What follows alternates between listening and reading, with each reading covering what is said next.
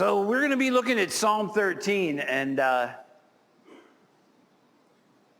want to tell you, I'm going to start off with an anecdote that I know to be true. And the first part of my anecdote that I know to be true is that I was a pretty turtly little kid and young man. I was not a person that people liked to be around very much, especially if they were of the adult sort or outside of my little clique, because I was combative and juvenile delinquent and all that kind of stuff. And to the point where here in town we have a sort of legendary Catholic priest named Father Regis Ryan. And he's been best friends with my parents for years. And he's the nicest, kindest, most engaging guy, and a wonderful person. And for a couple of years during my teenage years, he didn't want to talk to me because he was so sick of how I was treating my parents. And so I'm sharing that with you to give you a picture of who I was. And so when I was young, my dad worked for Pittsburgh and Des Moines Steel down on Neville Island. And then right before the steel industry collapsed, he got a job working for the federal government inspecting parts for nuclear plants and other electric generation stations under the Tennessee Valley Authority. And so he traveled a lot because this is in Tennessee. He would go to Barberton, Ohio, and Birmingham, Alabama, and other places to look into these products that were being purchased. Some of them were pretty important pieces that had to be inspected thoroughly, like nuclear containment vessels for nuclear plants.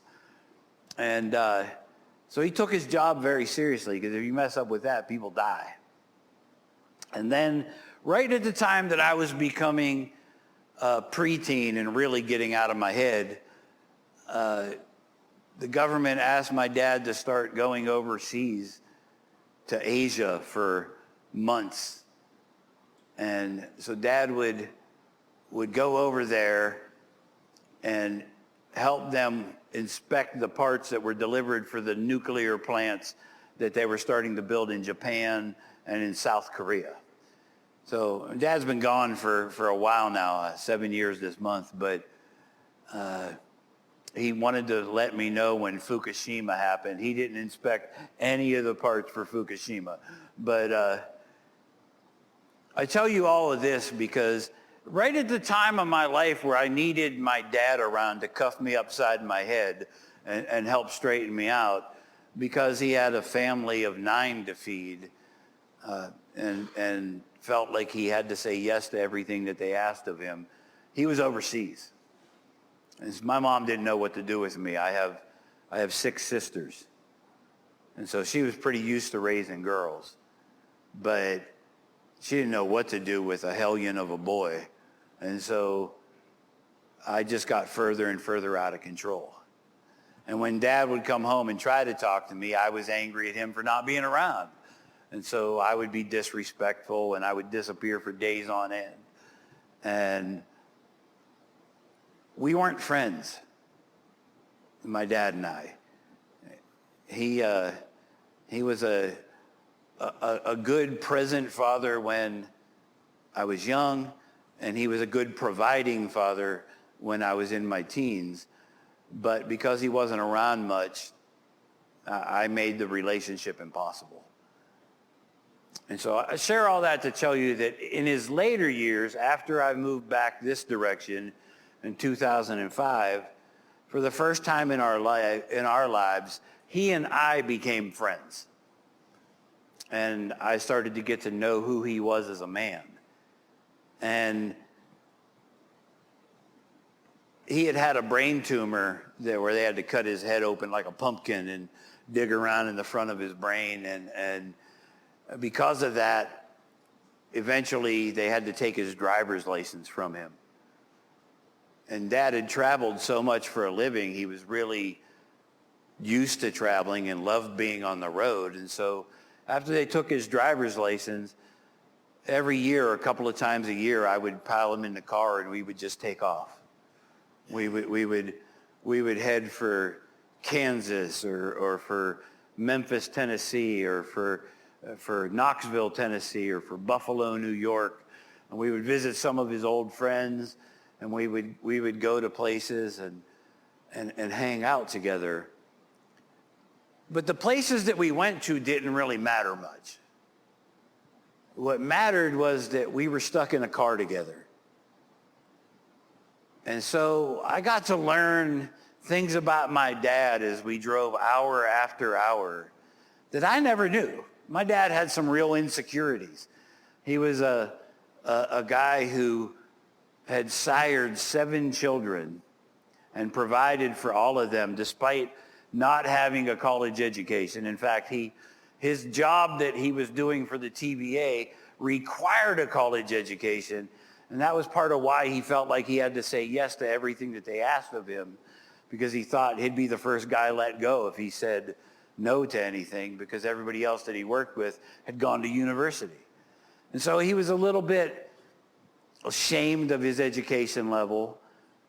And even though he provided for a family of 9 for years and years, he wasn't a very hairy guy.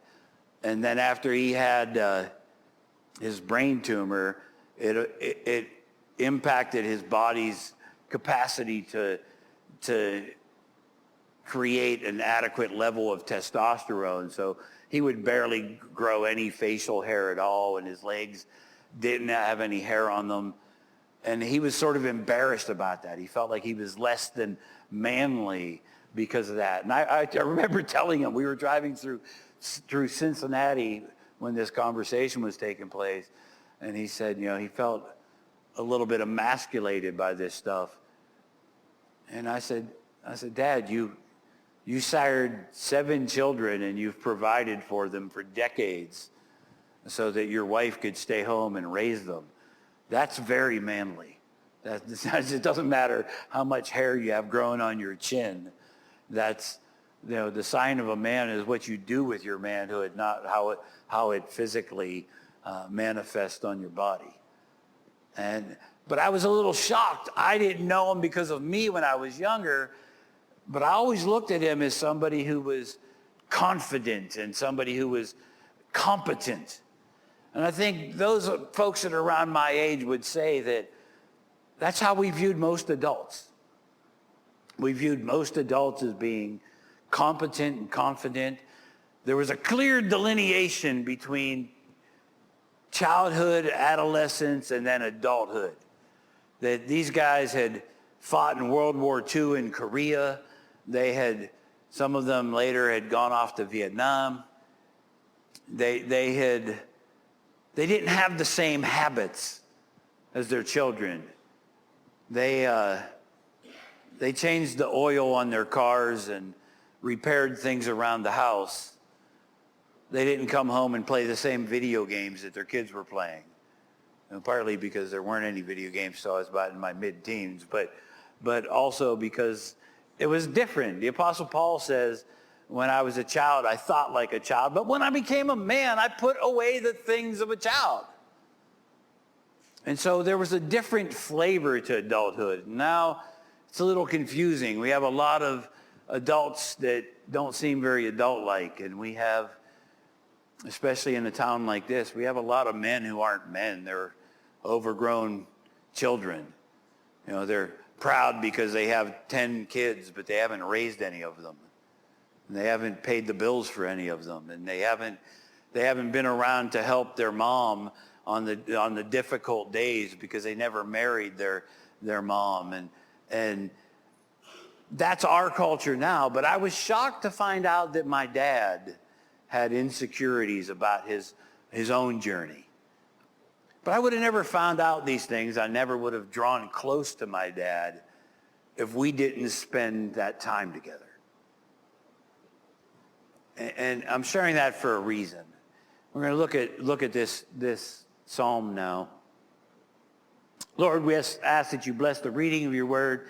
Add a blessing to every heart that comes hungry to hear it. The title of this sermon is Prayer is Not Just Beseeching, It Draws Us Near. So King David, having suffered attack after attack and defeat in some places and scrambled out, just barely keeping his tail intact, was feeling pretty beat up when he wrote this.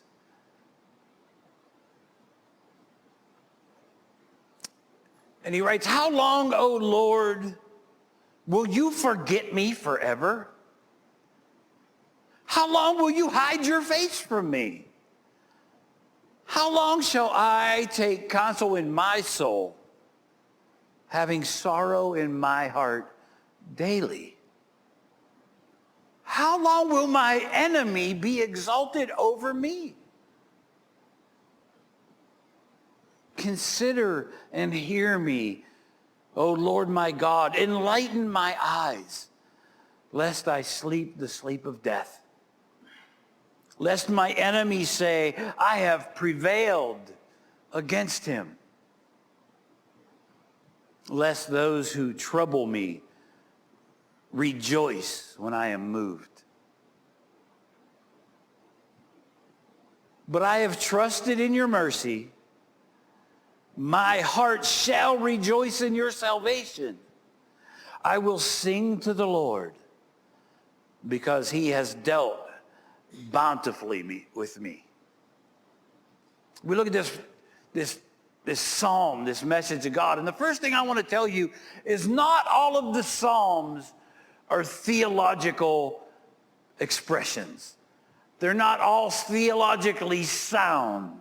They're not supposed to be things that you always read and grab a hold of and say, that means that's how I'm supposed to feel. That's what God's looking for from me. It's important because when we think that the whole Bible is instructing us on how to be, and then we read the Psalms and we see angry psalmists asking God to trample on their enemies and to give them the strength to slaughter 10,000s and all these things. Or even when we see expressions against existing leaders of areas where what the psalmists are crying out for is for those leaders to be taken away by death. That's not instructing us that we're supposed to be praying that prayer about Joe Biden or about Donald Trump or Barack Obama for that matter. And it's not saying that we're supposed to see it as theologically sound to cry out to God to have us trample upon our enemies. And no, in fact, in the new covenant, Jesus has instructed us, right, to pray for our enemies and to love our enemies and to pray for those who persecute us. And so it's a different thing to have the theologically sound input juxtaposed with some of the expressions in the Psalms. So what are the Psalms? Often the Psalms are just people getting what's on their chest off their chest. It teaches us something that is theologically sound, though. God can take it. If you're mad at God, let him know. If you feel like you've been abandoned, let him know. If you don't understand what's going on, you don't understand why he hasn't brought you any understanding, it's okay to tell him that. It's okay to cry out to him. If you reach for something in the Word that you want to enlighten you, and yet it convicts you of your error, and now you're hurt over it, it's okay to cry out to God. If you come to something in the Bible that is theologically sound, but that your spirit is unsettled about because you've accepted some other teaching and thought that I embrace to this, I hold to this thought, and yet the Bible tells me that's not God's thought and I have to align with him, and it hurts to be in that place. It's okay to cry out to God and say, I don't like this. There's a beauty in the Psalms because it gives us permission to cry out to God with anything. It's a declaration that he's big enough to handle it.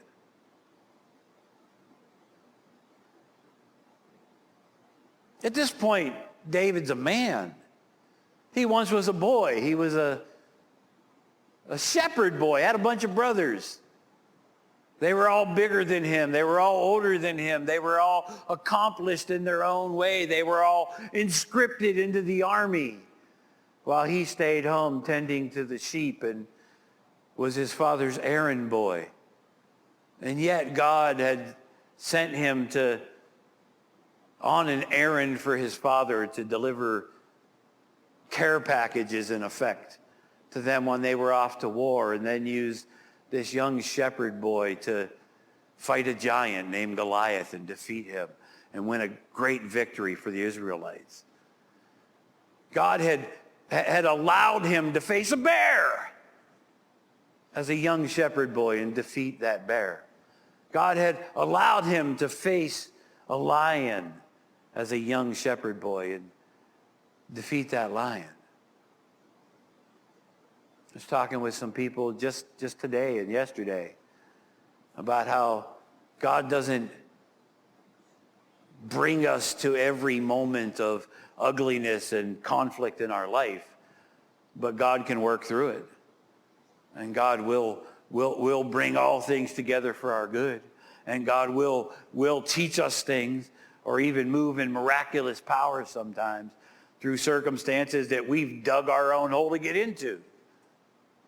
I had a long conversation between services today with somebody who, like me, was a drug addict. And we were talking about how God didn't make us drug addicts, but God sure worked through getting us out of it. Sustained us through it. So David's been through it. He's been through some things. And as he's been through some things, he's now in another scenario in his life where he's still praying. He's still trying to see God move in power in his life. And he's not feeling it. How many of you ever been in that place where you're just kind of not feeling it? You're crying out to God and you're like, Lord, where are you? Where are you? You can hear the pain in here. Right? Hit the pause button, hop back into the car with me and my old man, driving outside of Knoxville, where he talked to me about how one of his biggest regrets was leaving his kids in public school after the Supreme Court said there couldn't be prayer in school anymore. And me telling him one of my biggest regrets was that he hadn't been around to cuff me upside my head when I was an out-of-control teenager and I needed it. Those weren't comfortable conversations. Those weren't fun. Those were conversations that really only come about when you're in somebody's presence long enough to find that place where you can have that conversation. We had never had that moment before in my life until we were on the road together and stuck in a car. David's telling God things here that aren't just, oh, Lord, please bless the food I'm about to receive. Lord, thank you for today and sustain me through the night. Wake me up tomorrow. In Jesus' name, good night. This isn't perfunctory prayer. This isn't somebody who's having structured cadence type mantra prayer with God. In fact, Jesus says, don't bother with that. This is somebody who's had a long relationship with God and is in a frustrating place in their life, who's crying out. He says, how long, oh Lord, will you forget me forever? Is that what's going on here? Have you washed your hands of me? Are you just, as I cry out and I don't feel your presence, does this mean that I've lost favor with you and I'm not just on the back burner, I've been pushed off the stove completely? He's pained. He's distraught. He can't sense God's presence. He can sense his enemies chasing after him. He's lost friends of his in battle. He's invested in men that he's raised up to be at his side, and they're gone now. He goes through things in his life that are difficult. A couple of my sons are sitting here. One of them's out camping. But I love my sons, and I invest in them, and they bless me. David had a son named Absalom who betrayed him and tried to steal the throne from him and wanted to see his father murdered. If you've always seen God come in and swoop in at the right moment to protect you, and now you found out that that's happened, God, where are you? What happened? He says, how long will you hide your face from me? I'm looking for you, Lord. How long will you hide your face from me? Then he says, how long shall I take counsel in my soul, having sorrow in my heart daily? He said, I keep crying out to you, and I end up only getting answers from myself. David knows enough about himself to not trust himself. He's like, I used to feel like when I called upon your name, you were right there. And now I'm scratching for answers, and I'm leaning on my own understanding. The same understanding that caused David to not be allowed to build the temple because of all the blood on his hands. The same understanding that caused him to have one of his army commanders murdered after he had used the power of his kingship to draw that army commander's wife into adultery with him. David knows he can't trust himself. He's a flawed man. He's a knucklehead. You know what other men are knuckleheads? Look around this room. We're all knuckleheads. All of our understanding will betray us. All of our desires, if they're not submitted to God, will run us down roads that you don't want to walk down with us. That's why the Bible instructs us to trust in the Lord your God with all your heart and do not lean on your own understanding. Because our understanding falls very, very, very short of what's available to us usually in God. But David's saying, I don't sense you. Where are you, Lord? I'm looking for that understanding, and I'm not finding it. I'm finding myself only getting answers from my own rattling brain.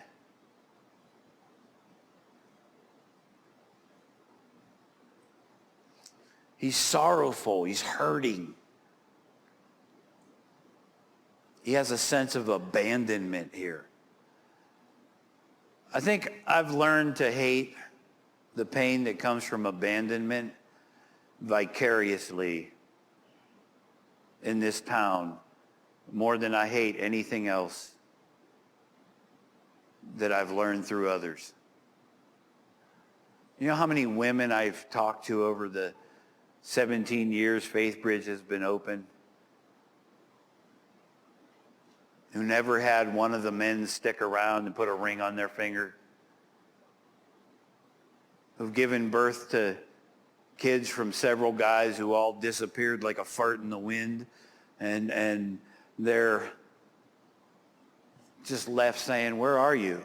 I was interesting to you when you wanted to go out on a date and get me under the covers, and then when I needed you to be at my side, you're gone.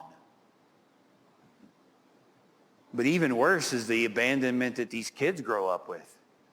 Some of my friends are 5th generation single mothers now. 5 generations of guys not sticking around to be men. And all of those generations of young girls looking for approval from men by crawling under the blankets with them, and ended up single mothers themselves because they never got approval from a missing father. I have conversations with kids who are just so hurt because mom's so angry, because she's overwhelmed, she's exhausted, because she's trying to be mom and dad to these kids. And these adolescent boys have run off and not stuck around to raise their kids.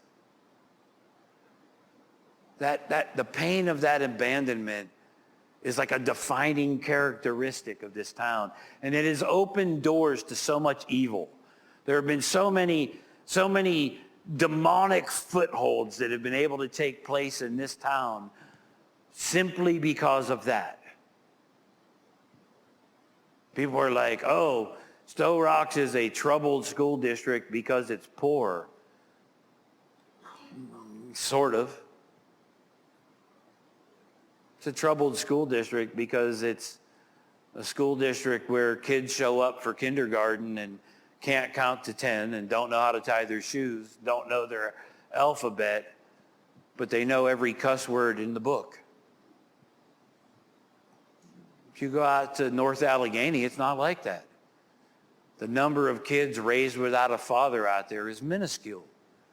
When you got two parents there, it's not one drowning parent who doesn't have time to focus on teaching you how to learn your alphabet when you're 5.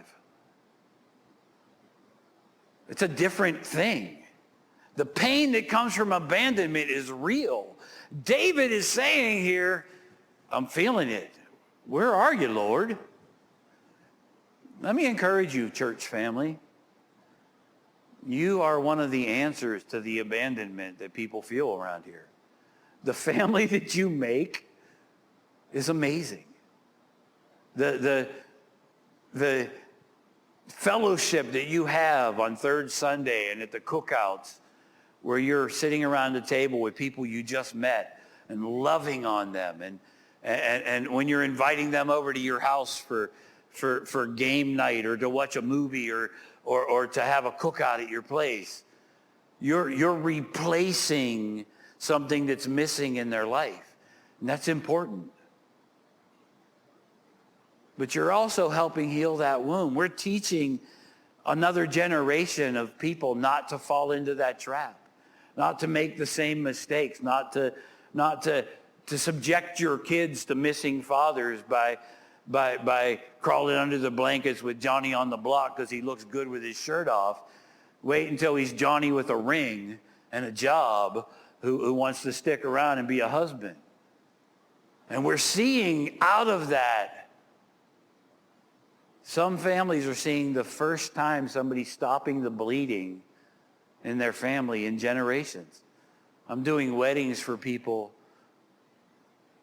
who are overjoyed to be the ones who are planting a banner saying, I'm doing this God's way. Those people have to cry out to God too. Those people have to let God know their pain. Those people have to feel free to yell at God in their anger and their hurt. And that's what the Psalms do. They teach us it's okay. Verse 3, David says, consider me and hear me, O Lord my God. He has gone from just venting to God to now beseeching God. In an ironic twist, he sounds a little bit like God. God said in Jeremiah and other places throughout the Old Testament, I keep crying out to you, but you run off with all these false gods and idols. You cheat on me with every flashy thing under every tree on every hill. But if you'll just come back to me, hear me crying out to you, and come back and I will forgive you. And ironically, David, a man after God's own heart, according to the Bible, in his frustration with God still says, consider me and hear me, O Lord my God.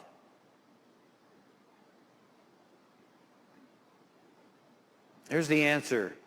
There is no other answer but God. You come to God on God's terms, and that's it. If you don't come to God on God's terms, you don't come to God. David realizes that. It's frustrating. I can't sense God's presence. I'm being chased around. I don't know why everything is happening. I'm confused. I'm discombobulated. I'm disenchanted. But I got nowhere else to turn. So he's saying, beseeching God, consider and hear me, O Lord my God. And he asked him, Lord, enlighten my eyes. In other words, let me grasp what I'm seeing. Let it make sense to me. He says, lest I sleep the sleep of death, to be kicked from this mortal plane, to be so dead either physically or inside that even crying out to God seems beyond his grasp. And he says, lest my enemies say I've prevailed against him. In other words, if you don't consider me, and you don't hear me, and you don't enlighten my eyes, these things will happen. I will feel defeated and dead, and my enemies will be prevailing against me. And he says, and those who trouble me will rejoice when I can't stand firm and I'm moved in their pursuit of me. It's funny, David's an amazing king in some ways, an amazing army commander and an amazing champion of Israel. And yet, so much of what we read about him is this chase where David is running from his enemies, from King Saul and his warriors. And it's almost like one of those thriller movies where the action just doesn't stop. He's either on top of the mountain praising God in his victory, or he's running. Ah, they're after me again, right?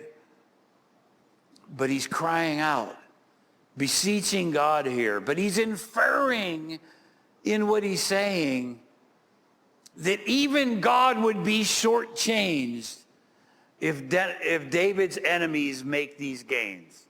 If they can claim to be prevailing over David, if they can defeat David, it's a loss not just for David, but for God himself. Because God has told David, I have chosen you to become king. I chose you to defeat Goliath. I chose you from among your brothers to be the one with the biggest story and the most victories. And he's inferring in here that something that we feel a lot. If I don't feel God's presence and I don't sense God responding to me, God, am I gonna be just walking in defeat, and all the victories that are possible in you and everything that you say is possible with you is just never going to come to fruition? Sometimes that's just our emotions, right? How many times have I cried out to God when God was 10 steps ahead of me? I couldn't feel his presence at my side. I didn't feel him having my rear guard. And I didn't feel him right near me. And I thought, I feel like God's abandoned me. But no, God was 10 steps ahead of me, clearing a path. God was 10 steps ahead of me, laying the groundwork for what we have here today and where it's going now as a church family. But there were moments where I'm, really, Lord? Another Sunday with only 7 people here? You called us to move 2,600 miles across the country from the prettiest city in the entire nation to still be in this community center 4 years after we started with 7 people here on a Sunday? That's what you called us here for, Lord? Oh yeah, I prayed those prayers. Where did I feel like I had permission to pray to God like that? From the Psalms.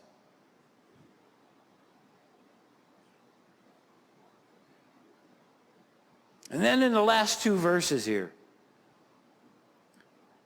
he makes a declaration, but I have trusted in your mercy. My heart shall rejoice in your salvation. I will sing to the Lord because he has dealt bountifully with me. You know what this is? This is a perfect prayer for what it is.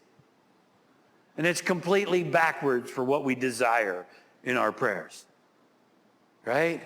We want to do this exactly the opposite. We want to be grateful when we come in the door. We want to champion God and express our faith in him. We want to beseech him in a manner that speaks of all that he's done for us. And we want to lay out the challenges that we're facing and say, Lord, you know what's on my plate. Just continue to sustain me. And instead, this is entirely backwards because it starts with something real. This isn't perfunctory. This isn't a pattern. This is somebody who's upset and hurt and abandoned and in his own sense of his spatial stance toward God. He can't get his thoughts into the nice, kind, churchy Sunday school method of praying. He's just letting it out. Church, I give you permission. If you're frustrated with your child because they're not behaving the way you want your adult child to behave, it's okay to yell at God about it. In fact, it's probably more productive to yell at God about it and pray to God to change it because you're yelling at your kid hasn't done much, has it? If you're frustrated because your spouse says they're Christian, but they don't seem to actually be acting very Christian, yell at God about it. Call on him to change it. Things aren't going well at work and you're frustrated and you're angry and you're upset and you want to blow your top on your coworker. Don't. You need that job. Groceries are expensive. Unload it upward. Let God hear it. It's okay. He's big enough to take it. If you're upset because you've invested yourself in something so much and it didn't turn out the way you wanted it to be, let it go to God. Even if you do so aggressively, even if you do so with a bad tone of voice, even if you do so with venting all the frustration like you would screaming at yourself in an empty room, it's okay. God is big enough. But see the lesson of David's psalm here. He doesn't just leave it in vent land. He vents, then he asks God to fix why he's not sensing God's presence and feeling God's solutions. And then he comes to him and says, I'm going to trust in you because I got nowhere else to turn. You're it. You're my Lord. You're my King. You're the only answer. I'm going to put this right there. You, Lord, are where I'm going to turn, even when I can't feel your presence. I know for a fact, church, there have been times when God has pulled back from me, where he has drawn back from me and made me sense a loneliness that he wasn't right up next to me where he most often is. And at the time, it doesn't feel good and I don't like it. And I cry out to him, and sometimes I yell at him, and sometimes I shake my fist at the heaven. And sometimes I say, really, I can't do this, Lord. I can't do this. I cannot do this. I cannot. You called me here from all the way across the country into this impossible place with these impossible people in these impossible circumstances, and I can't do this. And then I'll hear a gentle whisper from God saying, yep, that's what I was waiting for you to remember that you can't do this. That you need me at every turn and every step of the way. You've been trying to do too much on your own. I had to back away so you would come chasing me.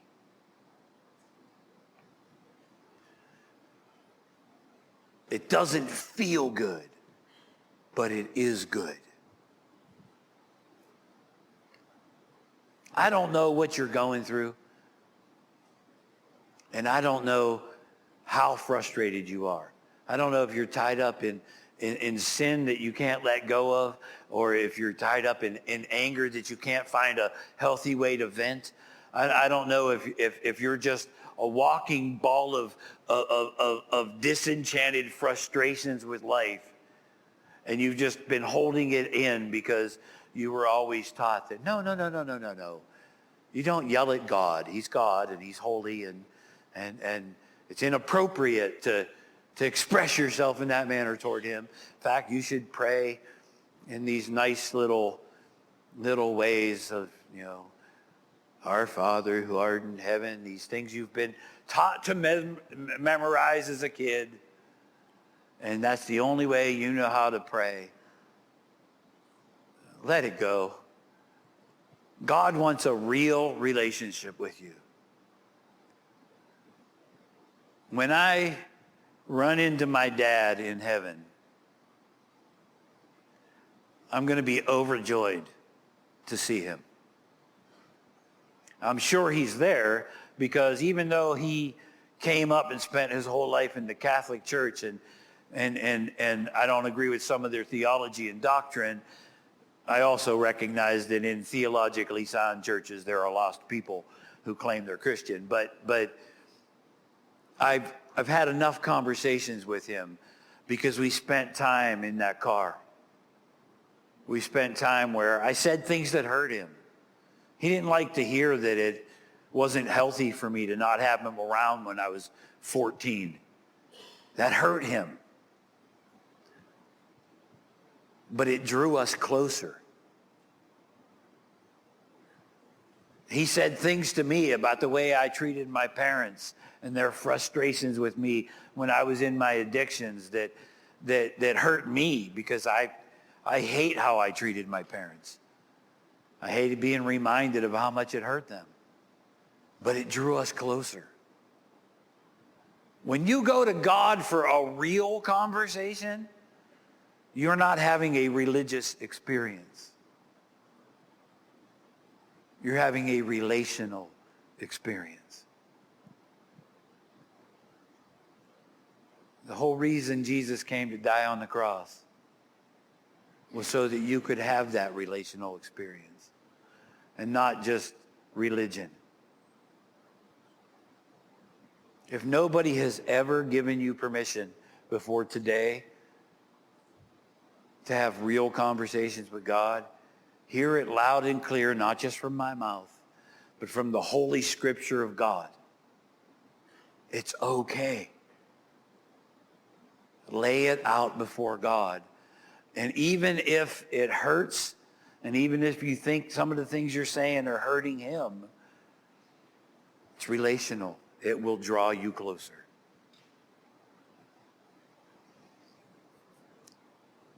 Again, the bus is going to be leaving about an hour from now to head down to the Heinz Field. If you want to ride, you're welcome to meet us here for that. I think we're rolling out at 1:20.